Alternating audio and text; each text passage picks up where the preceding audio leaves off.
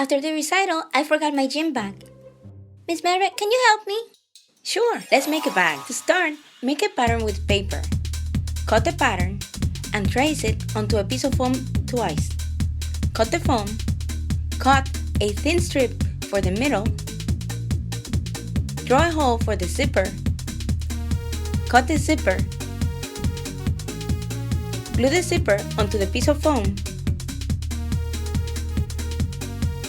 Glue the middle onto the cover. Cut any excess. Glue on the second cover. Then glue on the leftover strip to the bottom. Cut any excess. Use beads to decorate the sides. Use ribbon for the handles and decorate further by using plastic gems, beads, and bows. The bag looks amazing! Thank you!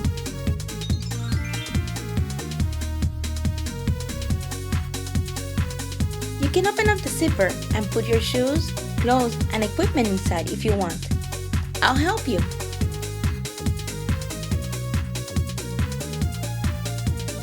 Now I can go to my tennis match.